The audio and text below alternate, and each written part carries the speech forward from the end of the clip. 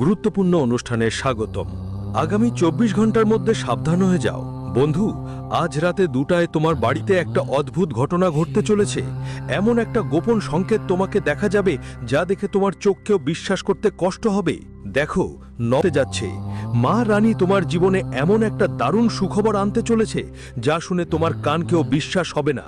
দেখো, পুরো 72 বছরের পর তোমার কুণ্ডলিতে এমন একটা মিল তৈরি হয়েছে যে এই তোমার জীবনের এক অনন্য সময় হয়ে উঠবে, ভুলতে পারবে না। বন্ধু, আজ তোমাদের বেশি সময় নেব না। এই ভিডিওতে আমি যা যা বলবো ভালো করে কান দিয়ে শুনো। হ্যাঁ বন্ধু, আগামী দিনে তুমি দেখবে তোমার জীবনে বড় বড় অদ্ভুত পরিবর্তন আসছে। তাই এবার তোমার কুণ্ডলিতে 9টি গ্রহের সঙ্গে 9টি দেবীর আশীর্বাদও মিলবে। বন্ধু, এখন তোমার ভাগ্য আলোকিত হতে চলেছে। যে কাঁদার দিনগুলো ছিল সেগুলো এখন দূরে সরে যাবে এবং আমি গ্যারান্টি দিয়ে বলছি, আমি যা যা বলেছি তা এক এক করে 101% সঠিক সত্যি হবে। আর আমি আপনাদের একটা কথা বলেই দিই যে আমার দেওয়া এই তথ্য পুরো ইউটিউবে কোথাও পাবেন না। তাই যদি আপনার জীবন প্রিয় হয়, যদি মা দুর্গার নবরূপের আশীর্বাদ পেতে চান, তাহলে এই ছোট্ট ভিডিওটা শেষ পর্যন্ত মনোযোগ দিয়ে অবশ্যই দেখবেন। কারণ এবার আমি আপনাদের বলেছি যে আপনার কুণ্ডলিতে 9টি গ্রহের সাথে 9টি রূপের অসাধারণ সমন্বয় রয়েছে। তো প্রথমেই সবাই এই ছোট্ট ভিডিওটা লাইক করে দিন আর কমেন্ট বক্সে জয় মা দুর্গা লিখতে ভুলবেন না। মা দুর্গা আপনার সব মনোকামনা পূরণ হবে আর আপনার বাড়িতে বরকত ধরে থাকবে। এখন বন্ধুদের একটা কথা বলি, সামনে যা আসতে যাচ্ছে তাকে কখনোই হালকা করে দেখবেন না। কারণ দেখুন, কিছু গোপন সংকেত পাবেন যা আপনার চোখের সামনে থাকবে কিন্তু আপনি তা দেখতে পাবেন না। ভাববেন, আহা, এটা তো একটা সাধারণ ঘটনা, এতে কি এতটা গুরুত্ব দেওয়ার থাকে? কিন্তু এখানে আপনি মনোযোগ দিবেন যে সেটা সাধারণ ঘটনা নয়। দেখুন বন্ধু, যখন কোনো মানুষের জীবনে দুঃখ আসে, কোনো কষ্ট আসে, তখন সে প্রথমেই নিজের দুঃখ, নিজের কষ্ট কাকে বলবে? কারণ এই পৃথিবীতে মায়ের চেয়ে সৎ আর কেউ নেই, আর এমন কোনো মানুষ নেই যে মায়ের চেয়ে বেশি ভালোবাসে। হ্যাঁ বন্ধু, আমার কথা ভালো করে শোনো। নবরাত্রির সময় যখন আসে, সবাই ভাবেন দেবী করুণা বর্ষণ করবেন, সব কিছু ভালো হবে, টাকা আসবে, সুখ আসবে। কিন্তু এটা কঠিন সত্য যে সবার ওপর দেবীর করুণা হয় না। বন্ধু, কিছু মানুষের ঘরে 9 দিন ধরে দীপ জ্বলে, 9 দিন ধরে পূজা হয়, তবুও জীবনে অন্ধকারই অন্ধকার থাকে। তো এটা শুধু পূজার অভাব নয়, ভাগ্য, কর্ম আর বাড়ির ভিতর লুকানো বিভিন্ন দোষের ফল হয় এটা। দেখুন, প্রতিটি মানুষের জীবনে কিছু না কিছু দোষ থাকে, প্রত্যেকের জীবনে কিছু কর্মকাণ্ড থাকে। হ্যাঁ, যদি আপনি ভেবে ঝাঁকেন যে মা আপনাকে ছেড়ে দিয়েছেন, তাহলে সেটা আপনার ভুল ধারণা। মা কাউকে ছেড়ে যায় না, কিন্তু মানুষ নিজেকেই তার কর্মের কারণে মায়ের কৃপা থেকে বঞ্চিত করে। হ্যাঁ বন্ধুরা, আজকের এই ভিডিওতে আমি আপনার সব অজানা কথা খুলে বলবো। যদি সত্য শোনার সাহস থাকে তাহলে এই ভিডিও চালিয়ে যান, না হলে এখানেই ভিডিওটা বন্ধ করে দিন। কিন্তু বন্ধু দেখো, যদি আজ আমি গ্যারান্টি দিয়ে বলি যে তুমি আমার এক কথাও মন দিয়ে শুনলে, তাহলে পুরো নবরাত্রিতে তোমাকে কোনো কিছুতে কষ্ট পেতে হবে না। বন্ধুরা দেখো, এই নবরাত্রি তোমাদের জন্য একটা আয়না, যেটাতে তোমাদের নিজেকেই দেখতে হবে। কারণ তুমি যতই পালানোর চেষ্টা করো, যতই পূজা করো, যদি বাড়িতে ঐশ্বর্য থাকে, কলহ থাকে, মিথ্যা থাকে, ঠকানো থাকে, তাহলে দেবী সেখান থেকে মুখ ফিরিয়ে নেয়। কারণ আজকের সময়ে প্রতিটি বাড়িতে এসব থাকা স্বাভাবিক ব্যাপার। কেউ আরেকজনকে হিংসা করে, কেউ নিজের কাজের জন্য গর্ত খোঁড়ে, পেছনে ঠকায়। বন্ধুরা, আমি তোমাদের সবাইকে একটা কথা জানিয়ে দিতে চাই, তোমরা আগেই জানো তোমাদের জীবনে দুঃখ অনেক আছে, কষ্ট অনেক, তবুও তুমি সেই ভুলগুলো আবার করেছো যা তুমি আগেও করেছিলে।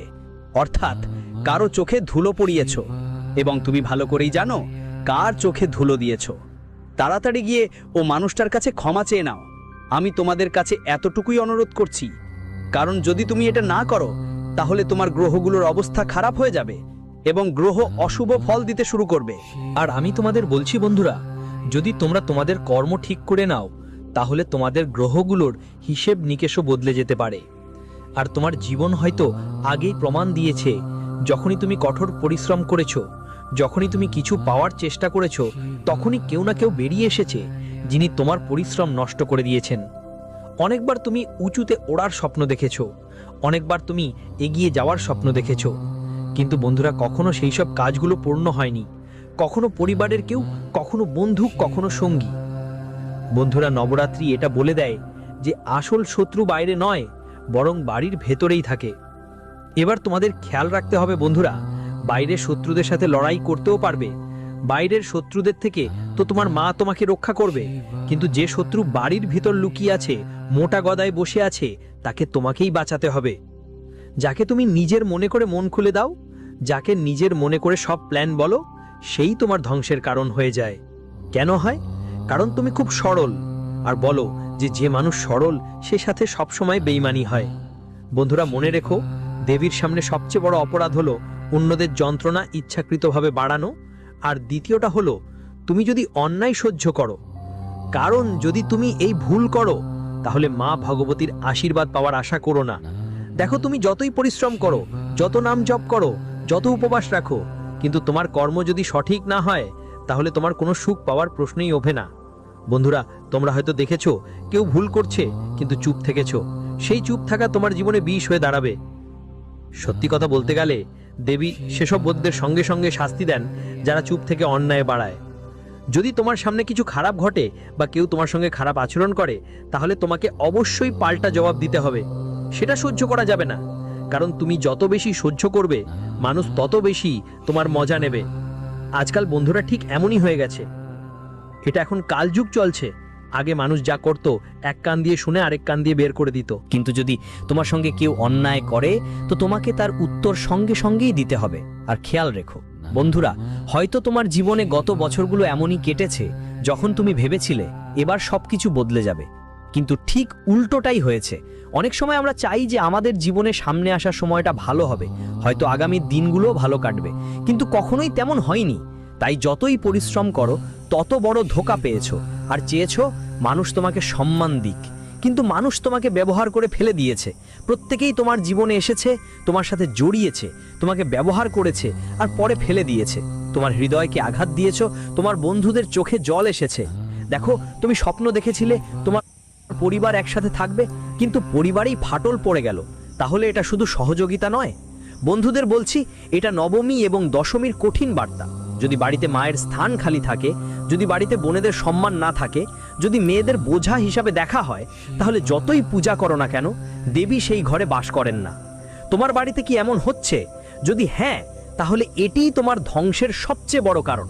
কারণ বন্ধুদের, আমি আপনাদের সবাইকে এক জিনিস খুব ভালোভাবে বুঝিয়ে দিতে চাই যে আপনাকে আগামী সময়ে কোনো বোন, মেয়ে, বউ বা অন্য কোনো মহিলার অপমান করতে হবে না। এটা অবশ্যই খেয়াল রাখবেন, কারণ যদি আপনি এমন করেন, তাহলে আপনার কুণ্ডলিতে অনেক নেতিবাচক প্রভাব পড়বে। কুণ্ডলিতে নেতিবাচক প্রভাব পড়লে জীবনে দুঃখ বাড়বে, আর সেই দোষ কখনো মিটবে না।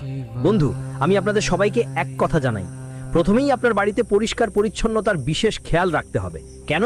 কারণ অনেক দিন ধরে আপনার বাড়িতে বাস্তুদোষ জমে আছে। আপনার হয়তো ধারণা নেই, কিন্তু এটা সত্যিই ঘটছে, কারণ আপনি কিছু জিনিস আগে ভাগেই এমনই রেখে দিয়েছেন যা কিছুদিন ধরে আপনার বাড়িতে পড়ে আছে, কিন্তু এখন সেই জিনিসগুলোতে পরিবর্তন আনার সময় এসেছে। বন্ধুদের বলছি, এই সময়টা চলমান আত্মমন্থন, মানে নিজের আত্মাকে শান্ত রাখা।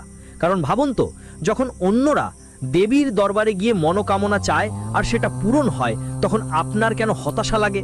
আপনি কি কখনো এই চিন্তা করেছেন? দেখুন, প্রত্যেক মানুষ দেবী মায়ের মন্দিরে গিয়ে মন্নত করে, যেমন হে মা, আমি এটা পেলে আমি আপনাকে এটা করব। এটা আমি তোমাকে নিবেদন করব বন্ধুদের। দেখো, প্রতিটি মানুষের জীবনে হতাশা আসে, কিন্তু আমি তোমাদের বলি, তোমার জীবনে হতাশা আসার সবচেয়ে বড় কারণ কি? কারণ তুমি কোথাও না কোথাও বড় ভুল করেছো। তুমি কতবার শুধু নিজের জন্য চেয়েছো, অন্যদের জন্য কতবার চেয়েছো? তুমি কতবার মন থেকে কোনো ক্ষুধার্তকে খাওয়িয়েছো?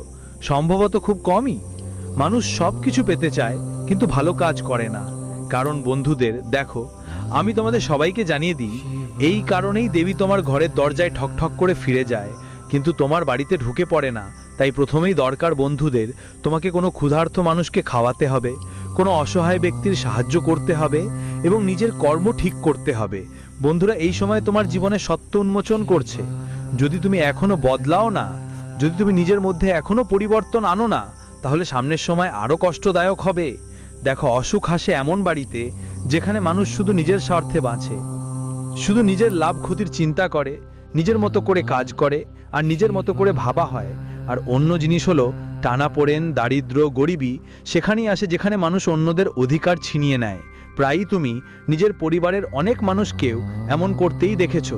যেমন কেউ তোমার কঠোর পরিশ্রমের উপার্জন নিয়ে নেয়, বলে আমি কিছুদিনের জন্য ধার নিচ্ছি, আমি তাড়াতাড়ি তোমাকে ফেরত দেব, কিন্তু সেই টাকা কখনোই ফেরত আসে না। অন্যের অধিকার ছিনিয়ে নেওয়া হয়। পরিবার তখনই ভেঙে যায় যখন সম্মানের অভাব থাকে, যেখানে একে অপরের প্রতি ভালোবাসাই থাকে না। এমন বাড়িতে সবাই একে অপরকে কিছু না কিছু নিয়ে কথা বলতে শুরু করে, আমি শেষ হয়ে গেছি, এখন সম্মানই থাকবে না, তাহলে পরিবার কিভাবে ঠিকঠাক থাকবে? তো এই সব তোমার জীবনে হচ্ছে না।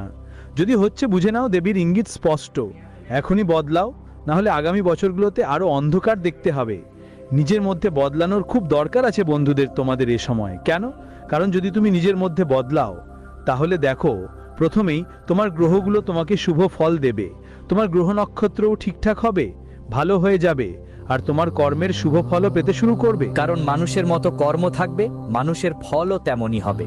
তুমি ভাবো যে পূজা, মন্ত্র, আরতি দিয়ে সব ঠিক হয়ে যাবে, কিন্তু দেখো দেবী এসব নিয়ে খুশি হয় না, গ্রহগুলিও এসব নিয়ে খুশি নয়, পিতৃদেবরাও এসব নিয়ে খুশি নয়। কিন্তু দেবীর নজর, দেবতাদের নজর মানুষের হৃদয়ের ওপর, কথার ওপর নয়।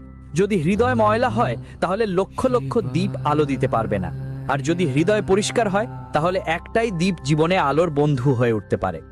বন্ধু, তুমি কতবার অন্যদের নিচে দেখিয়ে উপরে ওঠার চেষ্টা করেছো এটা তোমারই জানা। আপনি কতবার মানুষের মন ভেঙেছেন জানেন না? জানেন, কিন্তু এই ভুলটাই আপনার ভাগ্যকে বাধা দিচ্ছে। আপনার ভাগ্য বাড়ার বদলে কমছে, আর যখন মানুষের ভাগ্য কমতে থাকে তখন তার স্বপ্নও ভেঙে পড়ে। বন্ধুদের বলি, এই সময় আপনাকে সতর্ক করছে, সৎভাবে জীবন যাপন করতে শিখুন। কারোর সঙ্গে কোনো ধোঁকা করবেন না, কারোর সঙ্গে কোনো কপটতা করবেন না, কারো অনুভূতির সঙ্গে মজা করবেন না, কারো সুযোগ নেবেন না, না হলে দেবীর করুণা দূরে সরে যাবে আর জীবনে দুঃখের অন্ধকার নেমে আসবে। কষ্টের কথা হলো, তোমার চারপাশে অনেক নকল মানুষ আছে। বন্ধুদের তুমি বিশ্বাস করো বা না করো, কিন্তু এই সময় তোমার জীবনে কয়েকজন মানুষ আছে যারা তাদের আসল মুখ ঢেকে রেখে তোমার সামনে নকল মুখ দেখাচ্ছে। তারা তোমার সামনে হাসে, খুশি হওয়ার ভান করে, কিন্তু তোমার পেছনে তোমার বিনাশের প্রার্থনা করে। তাদের চিনে নাও এবং যত তাড়াতাড়ি পারো তোমার জীবনে এই পোকাটা দূর করো, যারা তোমার সামনে ভালো থাকার নাটক করে। বন্ধুদের তুমি যদি ওদের চিনতে না পারো, তাহলে এই দিমক তোমার পুরো জীবনটা ভেতর থেকে খালি করে দেবে। কিন্তু তুমি কি চিনতে পেরেছো? হয়তো না। কেন? কারণ তুমি হৃদয় থেকে বেশি বিশ্বাস করেছো আর মগজটা দূরে সরিয়ে রেখেছো। এখন সময় এসেছে চোখ খুলে দেখার আর তাদেরকে জীবনের থেকে দূরে ঠেলে দেওয়ার, যারা তোমার জন্য বিষ ছড়াচ্ছে। যদি এখনো তুমি আবেগে ভেসে অন্যদের বিশ্বাস করো, অন্যদের জীবনে অতিরিক্ত গুরুত্ব দাও, তাহলে সামনে তোমার পরিশ্রম সব ফুরাবে। যতই তুমি হাল চলাও, যতই মাঠে জমি চাষ করো, যতই পরিশ্রম করো, দেখো কিন্তু তোমাকে সফলতার ফল মিলবে না, কারণ যতদিন এই মানুষগুলো তোমার জীবনে থাকবে তারা তোমার প্রতিটি উদীয়মান ফসল নষ্ট করবে আর গাঢ় হওয়া প্রতিটি মূলকেও মুছে ফেলবে।